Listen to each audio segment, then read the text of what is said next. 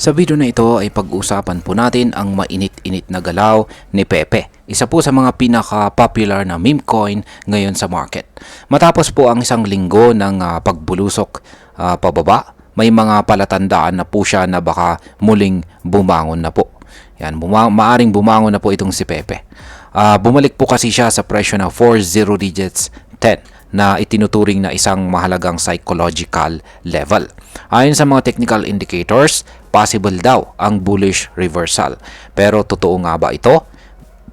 Meron ba tayong aasahan na pagtaas sa presyo ni Pepe or isa lamang itong fake na bounce? Kaya yan po ang siyang ating pag-uusapan sa video na ito. Pero bago po tayo magpatuloy ay pakibasa na lamang po muna ang disclaimer dito sa ibaba ng ating screen. Ayan. Ano nga bang ibig sabihin ng recovery or pagbabalik ni Pepe sa presyong 40 digits 10 na price level?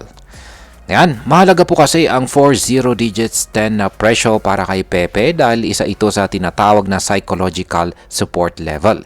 Ibig sabihin ay marami sa mga trader at saka investor ang nakabantay sa presyong ito bilang signal kung si Pepe ay magsisimulang bumawi or tuloy-tuloy na babagsak.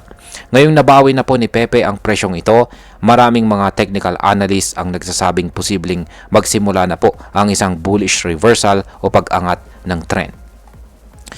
Ayan, ano nga bang sinasabi ng mga technical indicators?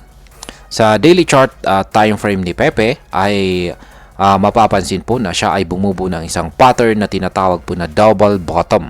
Isa po ito sa mga classic signal na pwedeng magsilbing tapos na ang downtrend. Ang unang bottom ay nakita po noong June 5, habang ang kasalukuyang bottom naman ay malapit na po sa 38.20% ng Fibonacci retracement level na nasa presyo na 40 digits 1026. Dagdag pa dyan, ang Relative Strength Index naman or RSI ay nagpapakita po ng tinatawag na bullish divergence. Ibig sabihin ay kahit bumaba ang presyo, may sinyalis na humihina na ang selling pressure. Positive ito sa mga umaasang tataas po muli ang presyo. Bukod po sa RSI ay napapansin na rin ang isang MACD crossover. Ayan, ang MACD ay isa po itong technical tool na ginagamit para i-predict kung may mga paparating na trend reversal. Kapag ang MACD line at saka signal line ay halos magsalubong, posibleng magkaroon po ng bullish crossover kung saan ay nangangahulugang maaring mag-search ulit itong si Pepe. Ngayon ay gaano na po kalayo ang inakyat ni Pepe at hanggang saan po siya pwedeng umabot. Ayan, sa kasalukuyan, si Pepe po ay naglalaro sa presyong 40 digits 1033. Kung ikukumpara po natin sa kanyang pinakamataas na presyo nitong nakaraang buwan na 40 digits 1630, bumaba po siya ng 36%. Kaya't kung titignan natin, nasa mababang price level pa rin po siya pero may potensyal na muling tumaas. Kung magpapatuloy po ang bullish move, maaaring abutin po ni Pepe ang 50% Fibonacci level na nasa presyong 40 digits 1226.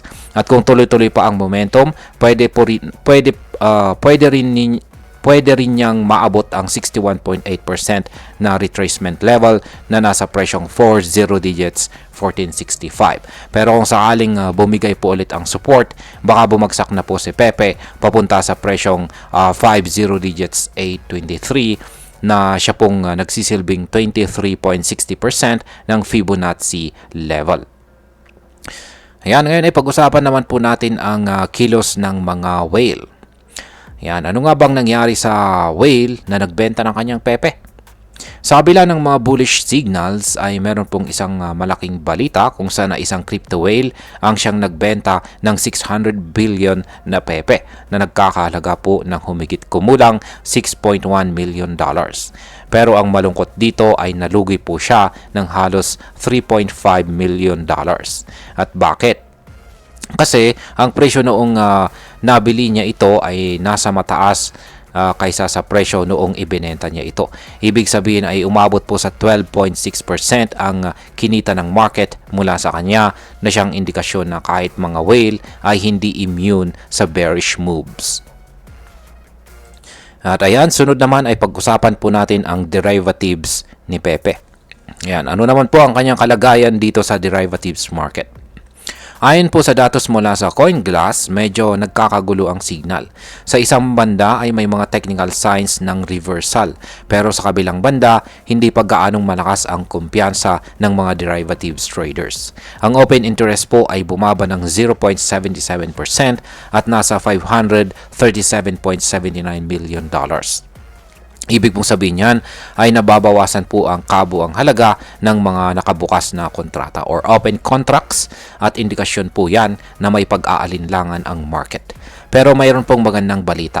Sa nakalipas po na 24 oras ay mas marami ang na-liquidate na short positions kaysa sa long. So sa madaling salita ay maraming mga bear ang natalo sa labanan.